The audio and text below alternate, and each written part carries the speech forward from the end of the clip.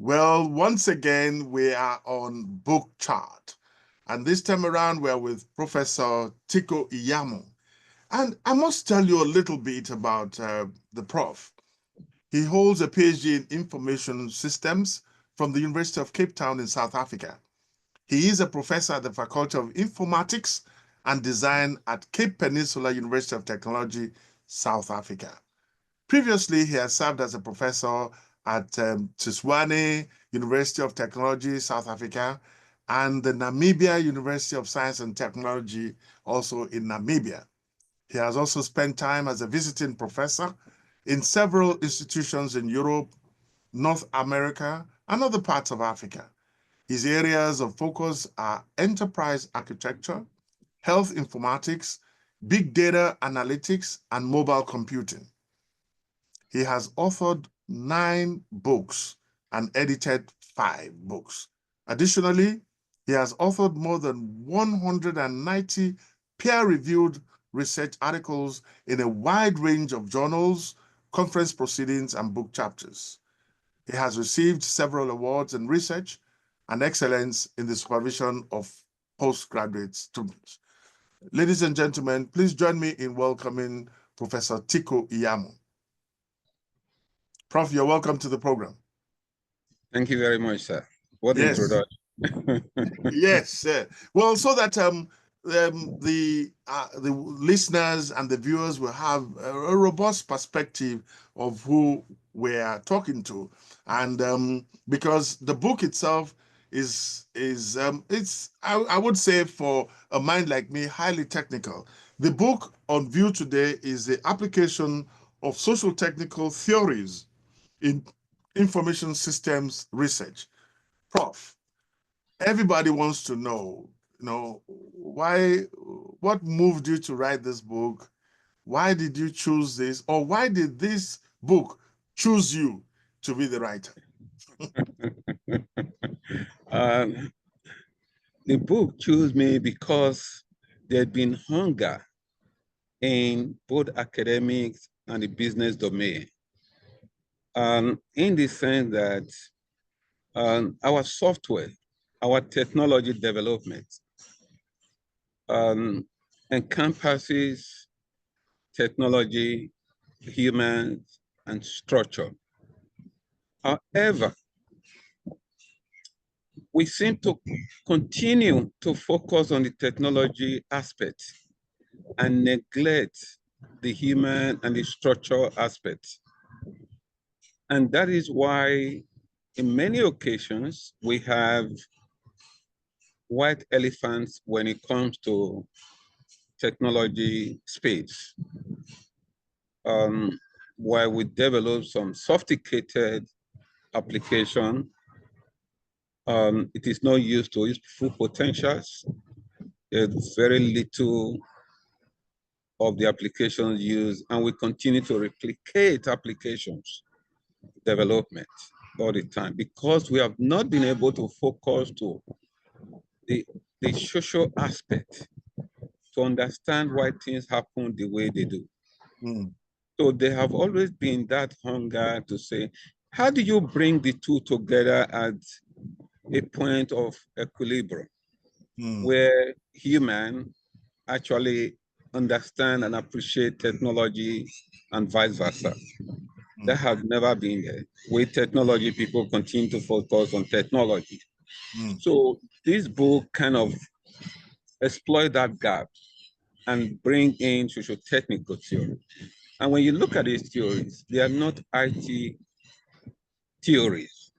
They are from philosophy and psychology area, psychology of the mind, to understand how, why we communicate with technology or use communication to interact. So this book brings that out. Yeah. Well, could you provide examples of how socio-technical theories have effectively solved complex problems in the information systems? It has solved many complex problems. First, we need to understand how and why the theory, similar to the first question you asked, It is a way of speaking, the Mm, manner of speaking. Okay. Implicitly means the language of technology. The second part is a way of thinking, which imply unprecedented or beyond the norm type of interaction mm, with technology. mhm, Now, having said that, how has it solved complex problems? It solved many complex problems from healthcare to banking institutions perspective mm, by taking what they have or what they didn't know they have to make them understand about the social aspect of it, to make the technology more diffused to a mm, wider orange, a mm, wider range. And how do you do that? By people understanding the language of the technology, by understanding that the human aspect that is embedded in it, that they didn't know it was existing there. mm, Because all the time, it was always about, it is an IT problem. mm. It was never really an IT problem, but a business problem, No, I see. and it is healthcare. If you see what have many healthcare institutions today are driving into where technology because they now begin to understand the psychology behind it. Mm, And many IT people are now beginning to learn the language of the business. mm, They are learning the language of the business because they understand that there's a structure, there's a social aspect of technology. It's not just about the technology, it's mm, about what we do with the technology. mm, mm. Dr. Tuna Adebola once said that technology is the answer to questions asked by culture, and that there seemed to be some kind of interaction between the culture and the technology that is developed. What would you say to that? That is very, very correct. So if you look at social technical theories today, they help you to understand from various types of, they help you to understand and explain various type of meanings Mm, ontologically.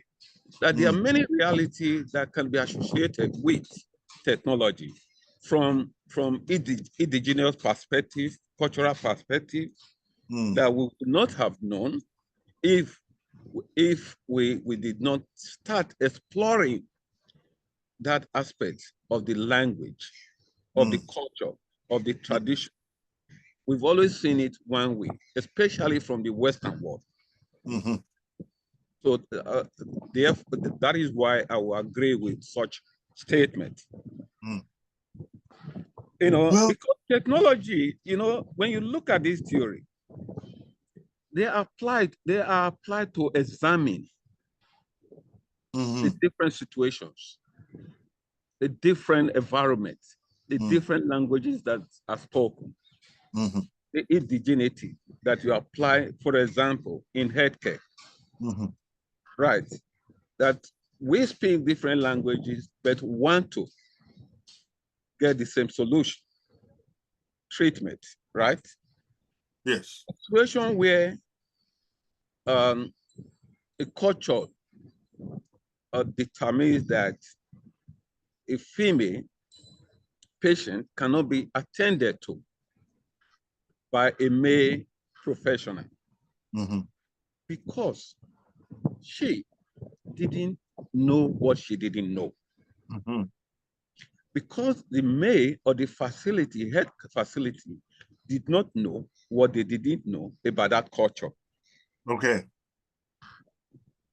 So when you bring a socio-technical theory that unpack it, that make you understand the different meaning that are associated to different culture, you now begin to think inside that there is a balance that need to be striking.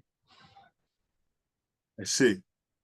When I saw the title of a book, I know that somehow you must have encountered some challenges in bridging the gap between the social and the technical perspectives in research. How do you propose overcoming these problems, or how did you overcome them while you were putting the book together? You see, the challenge, especially this part of the world where we are, where socio-technical theories are not well pronounced as in the North America and excuse me, and the United Kingdom.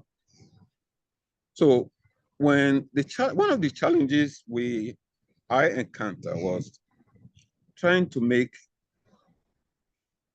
institutions, academics, and students as well to understand what it is to bring the social context into an IT environment. Mm-hmm. That was the first challenge, because many people could not relate to it. That what have we got to do with psychology? What have we got to do with philosophical from philosophy perspective?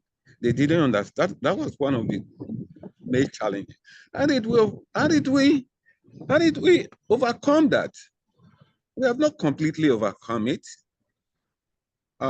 We are still dealing with it. But how are we dealing with that? First is we prescribe the book.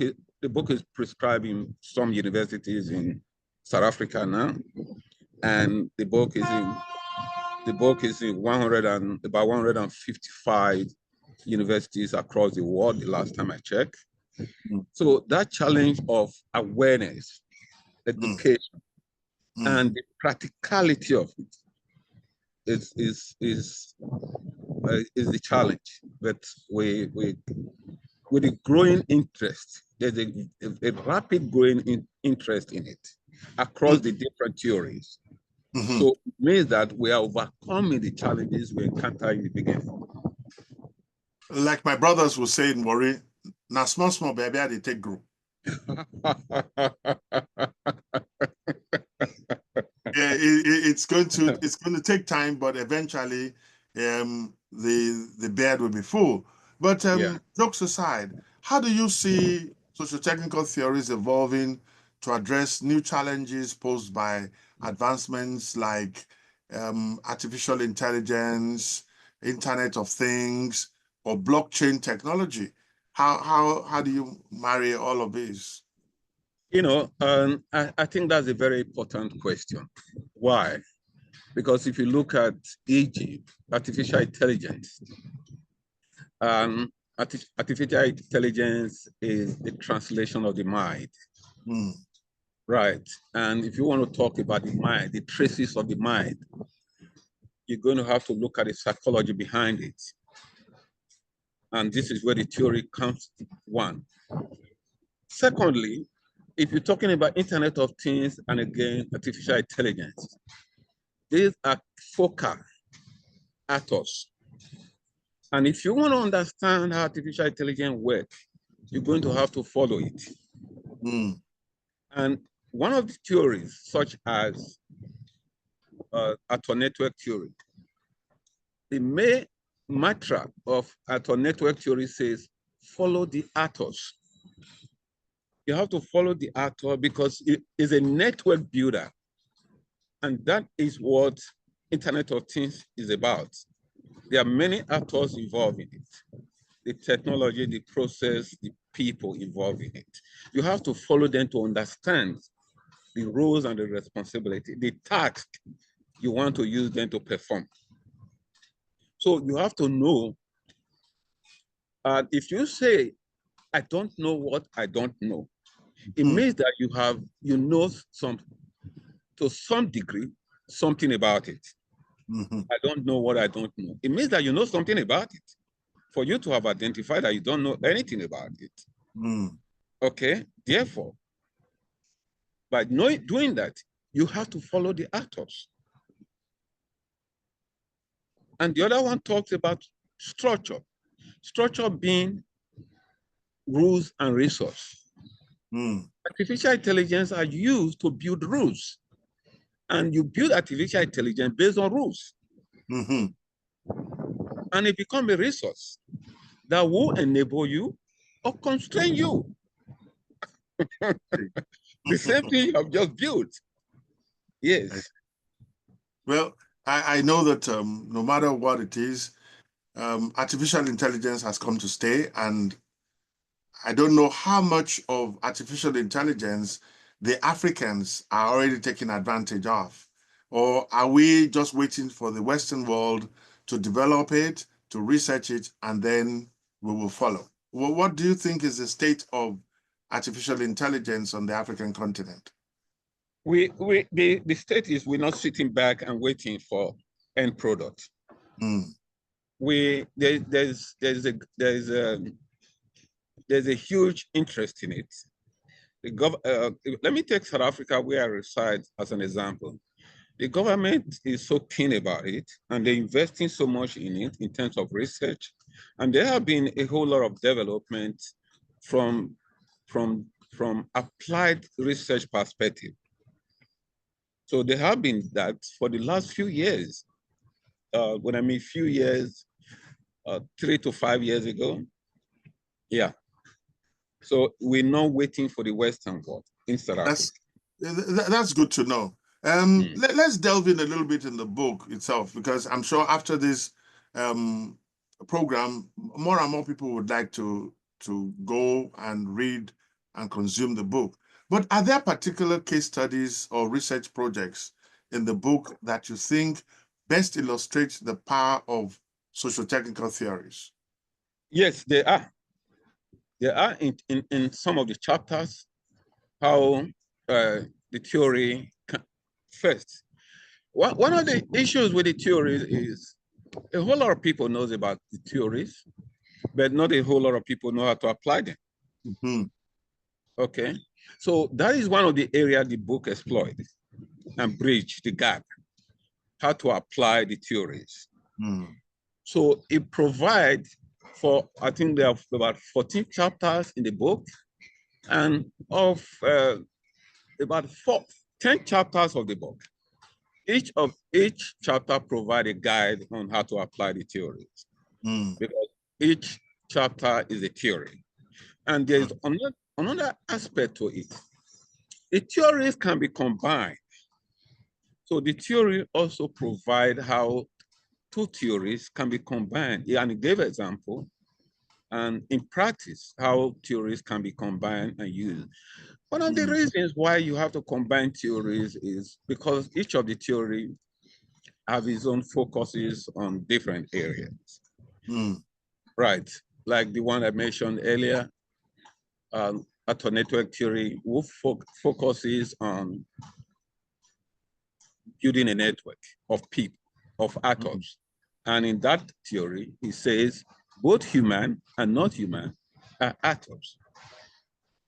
Okay, and no one is superior to the other. An example is when you have to perform certain tasks like we are doing now, as much as you and I are speaking as human, the technology we are using is equal. We are not superior to the technology as we carry out the task. Because without the technology, we will not be able to perform what is going on right now. I get you. That is what the theory emphasizes.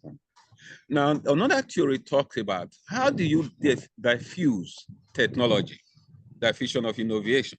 But that theory does not talk about how to build a network. Therefore, you can actually combine the two. So I'm going to be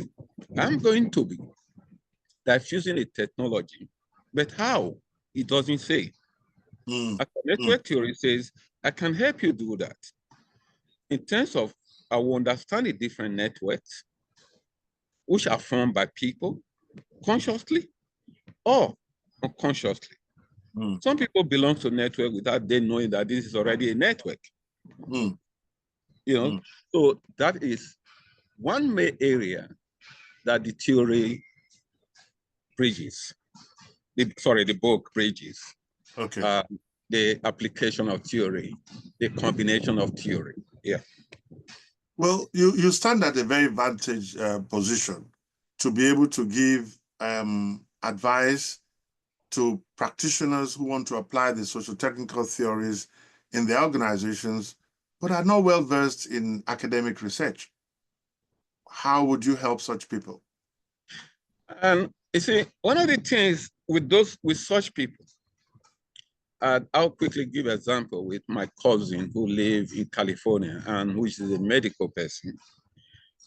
And when he read the book, he couldn't understand it from a normal human being perspective, and begin to understand how human interaction is very, very powerful in whatever context we find ourselves, whether it's in the medical or in IT or in business.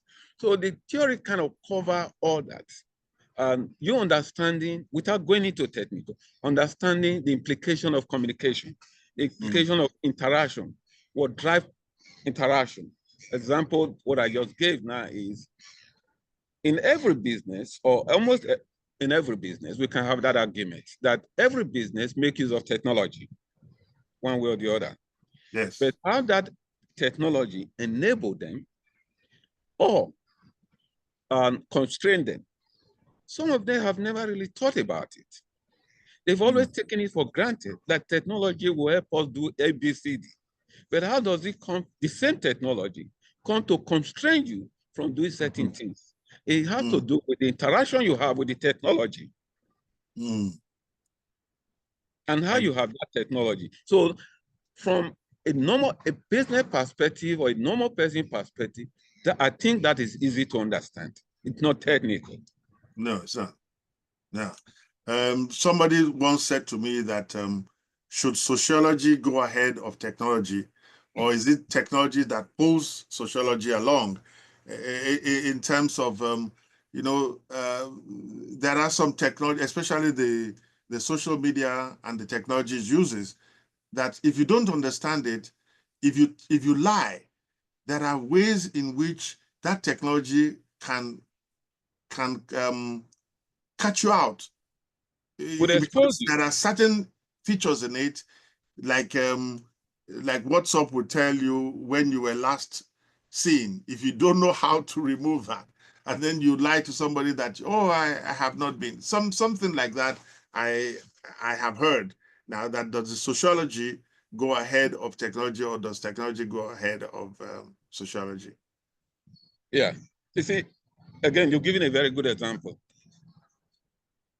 It's based on sociology, you build technology. And then the sociology come to interpret how the technology was built. Right. So it is almost in a virtuous circle that the two can go in their separate way. And again, this is one of the things that motivated me putting this book together, because some of the theories come from sociology. Okay.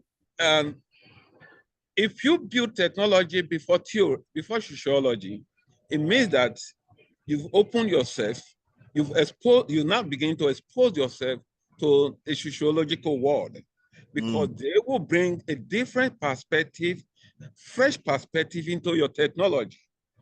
And that is where you begin to see that the technology you thought that is very sophisticated, there are so many gaps in it. I see. Well, there are so many aspects of this that I would have loved to touch, but we always try to keep it short and sharp. But before I let you off, what areas of information systems research do you think are most underexplored from a socio-technical perspective?